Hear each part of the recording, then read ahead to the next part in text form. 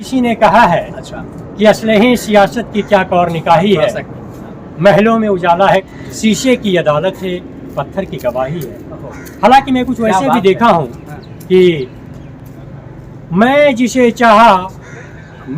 चाहा सब अरमान ले गया, एक अजनबी शहर का लड़का मेरी जान ले गया। है ना, हम जिसे बहुत याद करते हैं अब तो लोग नकार रहे हैं मुझे, देखना एक दिन मंजिल मिल ही जाएगी, फिर अपने खुद में सुधार कर रहे हैं। कॉलेज कैंपस से न्यायालय होते हुए बॉलीवुड तक का सफ़र और मजबूत पकड़ बनाने वाले व्यक्तित्व को आप देख रहे हैं। जी हाँ, मैं बात कर रहा हूँ पटना विश्वविद्यालय के पूर्व उपाध्यक्ष अंशुमान। आज के परिवेश में अधिवक्ता और बॉलीवुड में कहानीकार हैं, फिल्म राइटर हैं और स्क्रिप्ट राइटर की भूमिका में हैं। अंशुमान जी, आप अपना परिचय आप अपने लहजे में हमारे दर्शकों को दीजिए। सबसे पहले तो मैं नए साल पर किराए की गर्लफ्रेंड, ये क्या है? किराए की गर्लफ्रेंड है जो 5 और तीसरी दुनिया, जो हम अपनी संस्कृति को छोड़कर जिस धारा में हम बहते जा रहे हैं। हमारे जो वर्तमान के युवा गांव से आकर शहरों में कुछ बनने की तमन्ना करते हैं और कैसे वो किस चीज़ में उलझकर वो रह जाते हैं और आगे की जो प्रगति होती है उसमें तमाम तरह की बाधाएं जो होती है, उसी पे आधारित है किराए की गर्लफ्रेंड। हालांकि किराए की गर्लफ्रेंड कई अन्य देशों में प्रचलन है, लेकिन हमारे भारतीय संस्कृति में जो है आजकल रिलेशनशिप हो गया, गर्लफ्रेंड हो गया, बॉयफ्रेंड हो गया, ये सब जब सुनने को मिलता है तो हम उस चीज़ को नए तरीके से ढूंढते हैं कि आखिर ये चीज़ है क्या।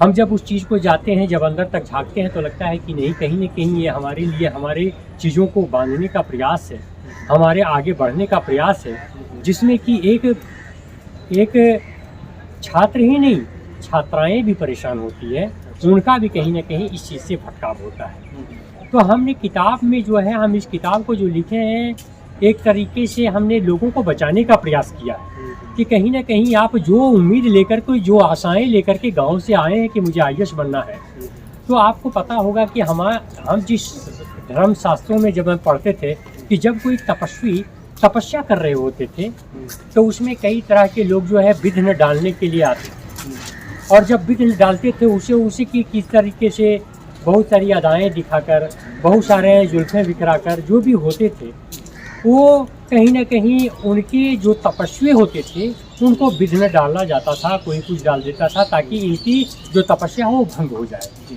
तो यही ना ये वर्तमान का जो युग जो है, कि गर्लफ्रेंड बॉयफ्रेंड जो है हमारी संस्कृति में नए युवाओं को कैसे गलत रास्ते पर ले जाने का प्रयास करता है, जबकि हमको इस चीज़ों से बचना है और अपने लक्ष्य की प्राप्ति के लिए इसको छोड़कर आगे बढ़ना है। तो मुझे लगता है कि हमने इस किताब को 15-20 वर्षों और 50 वर्षों के बाद प्रेम की क्या भावनाएं होगी, इसको मैंने देखते हुए मैंने लिखा है, जो हमने कई फिल्म इंडस्ट्री को मैंने भेजा है, और हम इस चीज़ को मैंने प्रयासरत हैं कि कम से कम इस पर फिल्माया जाए और समाज में उसे लाया जाए ताकि हमारे जो युवा हैं इस चीज़ से बचा जा सके। किराए का गर्लफ्रेंड और पटना विश्वविद्यालय के कैंपस के बीच में कोई संबंध है क्या?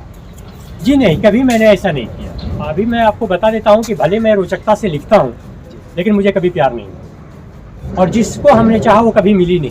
अच्छा, है ना, जिसको चाहा वो मिली नहीं। इसका मतलब अंशुमान ने किसी को चाहा? हाँ, बिल्कुल चाहा था। अच्छा। मैं क्यों नहीं, जब तक उस अनुभव अंदर नहीं जाइएगा तब तक आप समझ ही नहीं पाइएगा प्रेम क्या है ना।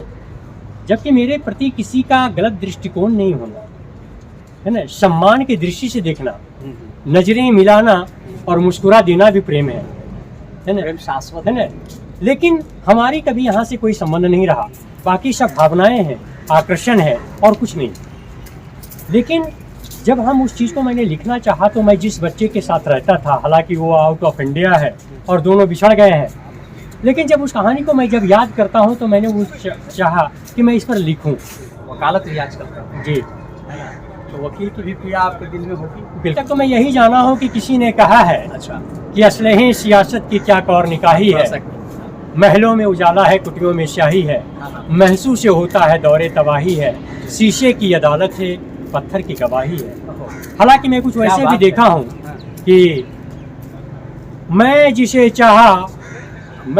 चाहा सब अरमान ले गया, एक अजनबी शहर का लड़का मेरी जान ले गया, ओह, है ना। क्या बात। और जब मैं उस चीज़ को मैं देखता हूँ, मैं समझता हूँ, मैं पीड़ा को समझता हूँ। देखिए, लोगों ने प्रेम को बुरा बना दिया, हालांकि है नहीं, है ना। जिंदगी में मैं वास्तविकता को जब समझिएगा ना, तो जब जैसे जैसे उम्र बढ़ेगी वैसे वैसे भावनाओं में विचार आएंगे, है ना। हो सकता है कि जिसके लिए आप तड़पते हो, अगर वो मिल भी जाए तो वो बहुत ज़्यादा नुकसान करेगा, और नहीं मिले तो उसके प्रति यादें हैं। देखिए, कोई चीज़ अगर पाने की लालसा मुझे रहती है ना, अगर वो मिल जाती है तो उसका वैल्यू खत्म हो जाता है, और जब नहीं मिलती है ना तो उसके वैल्यू, उसके महत्व को मैं समझता हूँ। जैसे आप किसी से प्रेम करते हैं ना, वो आपको इग्नोर करेगा, है ना। इग्नोर करेगा तो कहीं ना कहीं उसके दिल में ये बातें हैं कि आप उसे प्रेम करते हैं, और जिस दिन आपको खूब वो चाहने लगेगी तो फिर प्रेम की परिभाषा ही खत्म हो गई ना, है ना। बात तो जहाँ से आती है ना, बात और दिमाग में जब भी वहाँ से आएगी तो आपको तब पता चलेगा, जब आपको कोई उस चीज़ से, जब कोई चीज़ की पाने की लालसा है। अगर हम कोई सेव रखे हैं, एक आदमी उसे खरीदने की ताकत रखता है तो उसके लिए कुछ नहीं है, और एक आदमी खरीद नहीं पाता है उसे देखते रहता है ललचाई मन से। तो उसमें जो ललचाने के मन की जो आशा है, उसमें जितने भी विचार आपके आएंगे ना, वो तुरंत खरीद लेने में नहीं आएंगे। उसके लिए कोई वैल्यूबल है, उसका कोई वैल्यू है ही नहीं, है ना। लेकिन जिस चीज़ को अगर हम पाने की कोशिश करते हैं और वो मेरे पास नहीं आते हैं, वहीं से नए नए विचार उत्पन्न होते हैं, और वहीं से मैं लिखना प्रारंभ करता हूँ। चाय और न्याय लिख रहा हूँ, और प्यार का इंतजार लिख रहा हूँ। हालांकि मैं प्यार का इंतजार मैं थाईलैंड में पूरा करूँगा, क्योंकि लगता है कि मुझे कुछ समाज में उन चीज़ों को भी करना चाहिए जो हम आँखों से देख रहे हैं। और हम कम से कम लगते हैं कि वर्तमान के युवा को साहित्य में लोगों को प्रोत्साहित करना चाहिए, ताकि किताबों के, आजकल मोबाइल के दौर में किताबों से लोग दूरी बना रहे हैं, तो आदमी लिखना भी भूल रहा है। हम जिसे बहुत याद करते हैं जी, अब तो लोग नकार रहे हैं मुझे, देखना एक दिन मंजिल मिल ही जाएगी, फिर अपने खुद में सुधार कर रहे हैं। बहुत बहुत बधाई आपको। ये थे अंशुमान जी, पटना विश्वविद्यालय के पूर्व उपाध्यक्ष रह चुके हैं, वर्तमान में अधिवक्ता हैं, और यह स्क्रिप्ट राइटर भी हैं। फिल्म की जो कथा होती है, कहानी जो